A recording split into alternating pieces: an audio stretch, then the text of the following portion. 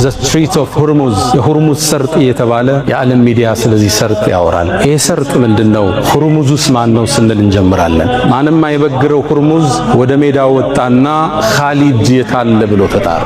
ኻሊድን በመግደል ታሪኩን ሊያሸበርቅ ፈለገና ኻሊድ የታል ወጦ ይፋለመኛል። ከጦሩ መሃል ያ የነብዩ ደረሳ ኻሊድ ኢብኑ አልወሊድ ወጦ ተሰየመ።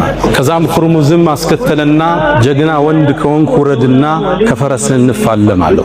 ይሄ ጀግናም ኻሊድ ወረደ። ሁለቱም ፈረሳቸውን መተው ወደ ሰራዊቱ መለሱት። ሜዳው ላይ ሁለቱ ተገናኙ። የሁለት ዓለም ጀግኖች ማን ያሸንፍ ይሆን? ሆርሙዝ እንዲህ አይነት ሰው ገጥሞት አያውቅም። እንዲህ አይነት የካራቴ ችሎታ ያለው የጦር አሰነዛዘር የሰይፍ አመካከት ብቃት ያለውን ጀነራል ገጥሞት አያውቅም። እንደተደመመ አቧራው ድንገት ሲገለጥ የኻሊድ ሰይፍ ደም እያፈሰሰ ነበር። ሰሃቦቹ ተክቢር አደረጉ።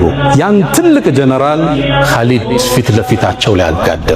የትኛውም የዓለምን ቦታ ብትገልጡ የነቢዩ ዓለይሂ ሰላቱ ወሰላም ተማሪዎችን አሻራ ታገኛላችሁ። 100 ጦርነት አድርጎ ኻሊድ አልተሸነፈም። በአንድ ጦርነት ላይ እጁ ላይ 9 ሰይፍ የተከሰከሰበት ጀግና አይበግር ነበር ኻሊድ ኢብኑ አልወሊድ።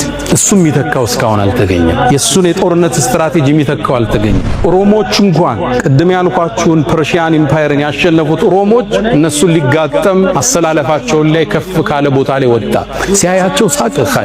የዓለማችን ትልቁ ጦር ነው ያነ ጦር። እነዚህ ሰዎች የጦርነት ቴክኒክ አያውቁማል። አብዱላህ ኢብኑ ሐራም 6 ሴት ልጆች፣ አንድ ወንድ ልጅ አለው። እሱም ጃቢር ይባላል። ጠራው። ልጄ ወይ ጃቢር አለው። ወንድ ልጅ ያለኝ አንተ ነህ። እህቶች 6ቶችን ታያቸዋለህ። እነሱን አደራ ተንከባከባቸው። እኔ ነገ ጧት ጦርነቱ ላይ የመጀመሪያ ከሚሞቱት መሆኑን አላህ አሳይቶኛል አለ። ታውቃለህ ደግሞ እዚህ ምድር ላይ እንዳንተ መወደው የለም ነብዩን አለይሂ ሰላቱ ወሰላም ቢሆን እንጂ ካንተ በላይ መወደው ረሱልን ብቻ ነው። አንተ በጣም መወደው ልጅ እዳም አለብኝ ክፈልልኛል። ጃቢሮ ያሉት ብታለቅስ አልቅስ፣ ግን አሉት እስካነሳችሁ ድረስ አባትህ መላእክት በክንፋቸው አጥለውት ነበር አሉት ነብዩ አለይሂ ሰላቱ ወሰላም። ጃቢር ሌላ ነገር ልንገርህ አሉት ስሜቱን ሊጠግኑ። መላእክት ወደ ሰማይ አውጥተው በሰማይና በመሬት መሃል አባትህን አጠቡት ከወርቅ በሆነ ሳህን አሉት። አንዘላ ከነቢዩ አለይሂ ሰላቱ ወሰላም ሰሃባዎች ውስጥ አንዱ ነው። ታዲያ እንደ ወጣት አግቡ የሚባለውን ሐዲስ ሰማና ቆንጆ ኮረዳ መርጦ አገባ። ጫጉላ ላይ ነበር። ሃኒሙኑን እያሳለፈ እያለ የኡሁድ ጦርነት ጥሪት ሰማ። ቤቱ ገባ። ባለቤቱ ጋር ገብቶ ግንኙነት አድርገው ነበር።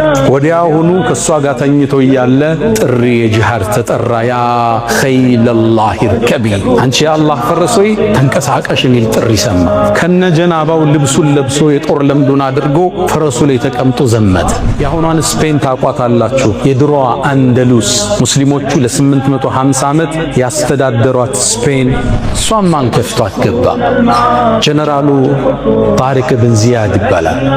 በአብዱልመሊክ ብን መርዋን ዘመን ሙስሊሞቹ 7000 ጦር ይዞ በመርከብ ተንቀሳቀሰ። ስፔን ዳርቻም ላይ ይህ ጀነራል ወረደ።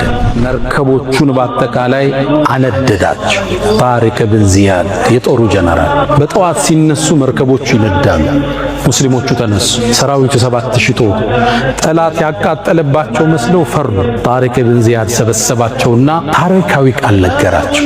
ከኋላችሁ ጥቁር ወንዝ ነው ያላላችሁ፣ አድኑም ብትሸሹ። ከፊት ወሚን አማሚኩም ጠላት አለላችሁ፣ ተፋልማችሁ ነፏላችሁ። ለዲላ ለመስራት 1001 ምክንያት ሁላችን ጋር አለ። ሰው ማለት የአላህ ባሪያ ማለት የሰሃቦቹን ፈለግ የተከተለ ማለት ግን ይሄን ምክንያት አልፎ በኢስላም የሚኖር